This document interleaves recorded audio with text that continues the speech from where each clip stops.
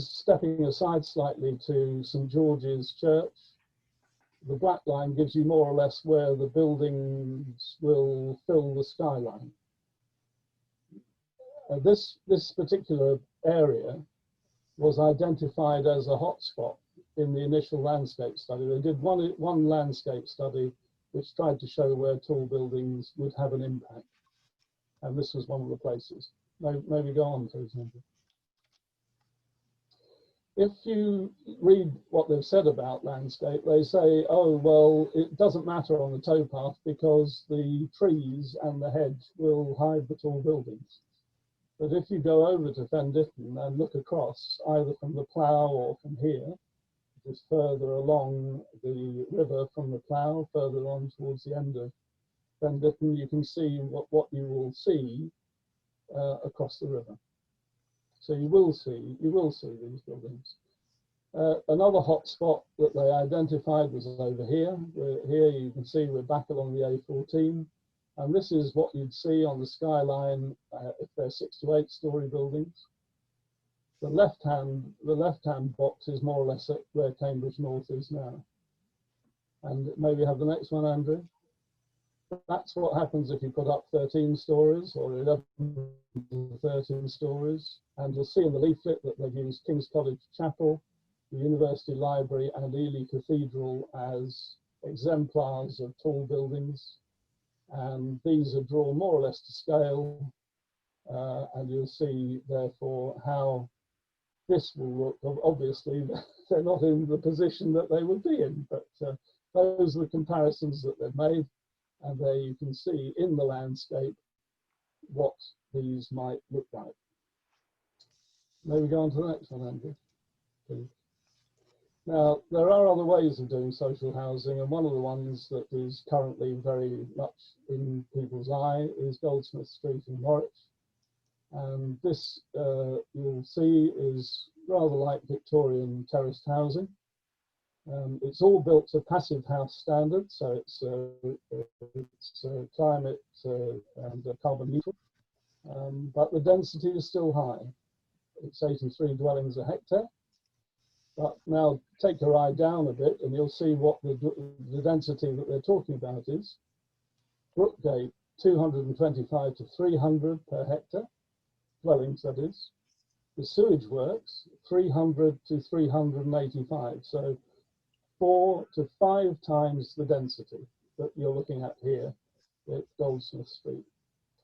However, where they look at the little triangle that is Garagerama, that's 75 per hectare, and the current project that the City Council is doing at Mill Road is 87 per hectare, so very close, in fact, to the Goldsmith Street density. But quite in contrast with what they're proposing for putting on the end of Milton Road. The next one, please, Andrew. Green space is one of the real weak points of all this. You'll find this diagram in the booklet. What they're talking about is 10 hectares of new public green space. As you can see from this diagram, most of it is linear and very narrow. It does use some existing features like the first public drain, but they think that you're going to be able to draw people away from the area through new links to Milton Country Park and to Chesterton Fen. And one of the ways forward may well be designating Chesterton Fen formally as green space, which hasn't been done yet. But this has serious implications, not least because it is a traveller area and travellers' areas are safeguarded by law.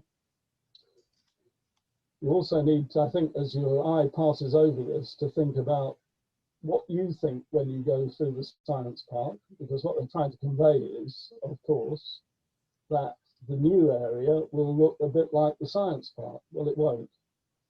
I mean, the science park is actually much greener than it appears here. And even if they do go ahead with densifying it and putting cars into multi-stories and making the buildings cover more of the area, it will still be a lot greener than this conveys and a lot greener than the thing that they're trying to build the sewage rates. May we go on, please, Andrew? So let's have a look at Trumpington. And I've called this a city of two tales. There's the tale of the south and the tale of the north. Trumpington, 3,500 homes, has 90 hectares of designated green space for public use. That's Trumpington Meadows and Hobson's Park. Northeast Cambridge, with 8,000 homes, has 10 hectares. So Trumpington has 20 times more public green space per head than what they're proposing. North Cambridge is already the weakest part of the city on the measure of green space per head. And then we think about biodiversity. There is a regional aim that the city has bought into to double biodiversity. The Cambridge City policy, that's not the regional aim, is at least 10% increase in biodiversity. What they're proposing delivers just that 10%. May we go on, please, Andrew? So we do need to compare all these things with things like Eddington, North Stowe, Waterbeach, where there is a far greater amount of green space. And we also need to think about environmental standards. Eddington has a design target of 80 litres per person per day. This one in North Cambridge is 110. So that's, more or less 50% worse than Eddington. It doesn't have grey water or rainfall capture as Eddington does. And Eddington had from the beginning an ecology officer who is still active on the site. So nothing is done at Eddington without the involvement of the ecology officer. There is no specific commitment to green energy, district heating, or the highest residential building standards in Northeast Cambridge. They're only proposing robust targets and encouraging low carbon lifestyles. So we have already, as you'll see, they've got solar panels on the roofs, apart from anything else, and they've got a central heating system. So we've already got the model. That's the way you do it. But sadly, Northeast Cambridge is eschewing the direction that Eddington is giving on all of this. Okay, next one, please, Andrew. That's over to you. Okay, so I think it's worth talking about Science Park here, because there's been a lot of talk about the sewage works and what they're doing there, but the development in Science Park is going to be, just as significant. It's probably going to roughly double the amount of office space.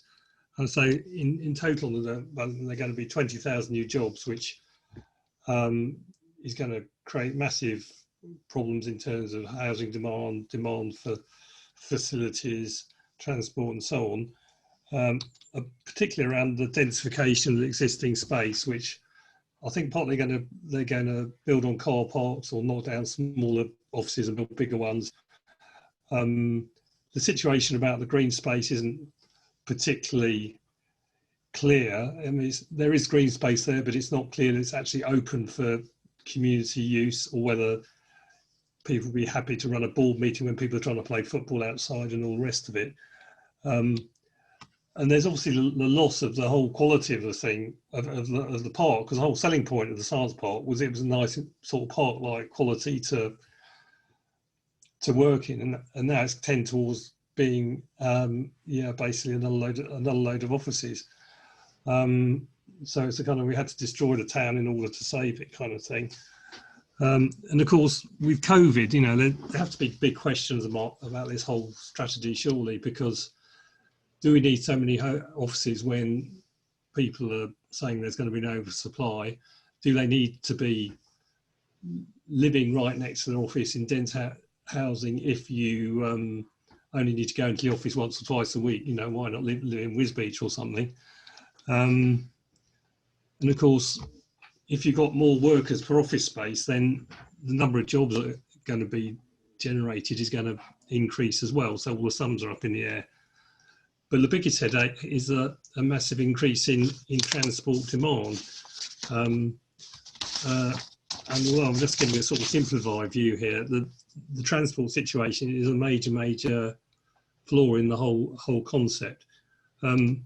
Because if you look at transport, we've got extra traffic coming into Milford Road because the A14 is obviously been expanded massively in capacity. We actually haven't seen the impact of that yet because of COVID, but it is. We've got Northstowe, like 20,000 people, Waterbeach. There's the residential development there. And then we've got the science park with all those extra jobs. So they're basically saying, I won't attempt to explain this graph of this, but basically the number of trips is going to increase by a factor of 3. So you might think that's a fairly major headache. And so what are the planners coming up with an answer to that? Is it going to be, you know, massively more roads? Is it going to be a brilliant light railway system, whatever?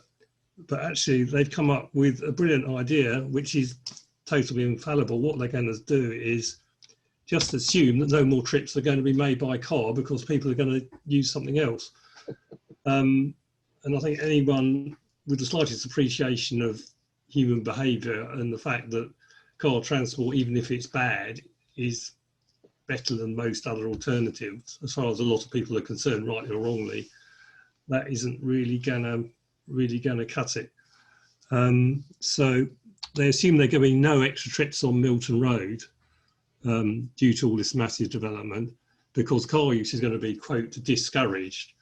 Although I'm not quite sure how discouraging it will be.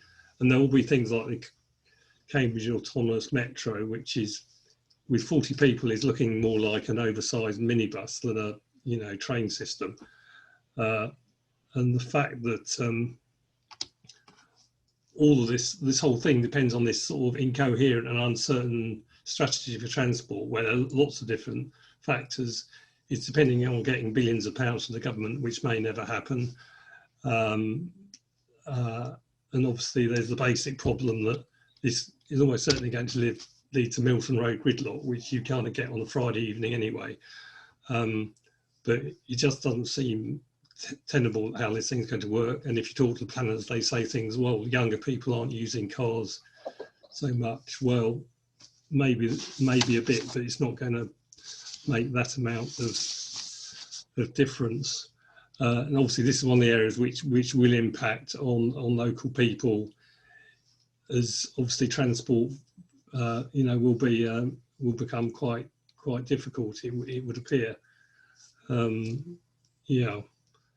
And it does seem like the answers have been reversed.